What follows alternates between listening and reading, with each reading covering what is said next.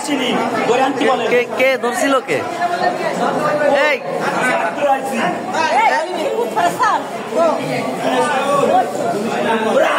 আসামিরা থানায় আনতে আগে, থানায় কেন আনলো না?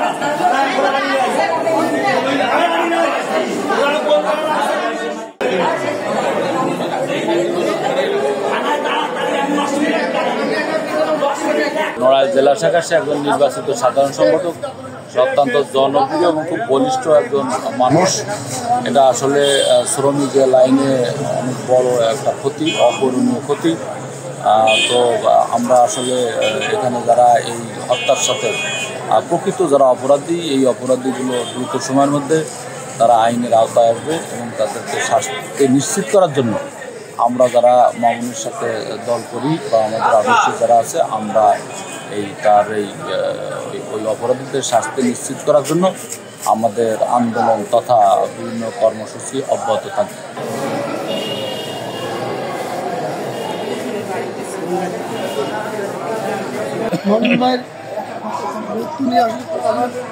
ভাষায় কি বলবো, আগামীকাল কি আমরা একসাথে সবাই নামাজ পড়বো, একসাথে কাঁধে কাঁধ মিলে থাকবো।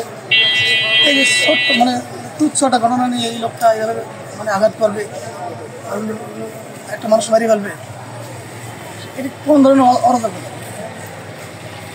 আমি চাচ্ছি যে আইনের সর্বোচ্চ প্রয়োগ এখানে হোক এবং যে হত্যা করছে যে অপরাধী, যে অবশ্যই শাস্তি নিশ্চিত এবং সর্বোচ্চ শাস্তি ফাঁসি হোক, এটা আমরা আমাদের পক্ষ থেকে এটা করতেছি। এবং সবার আগে সে আমাদের ভাই, আমার গ্রামের ছেলে, আমার স্বাস্থ্য ভাই, পাশাপাশি সে আমার দলের বাংলাদেশ জাতীয় দল শ্রমিক দলের সে একজন নেতা। আসামিরা থানায় আনতে আগে, থানায় কেন আনলো না?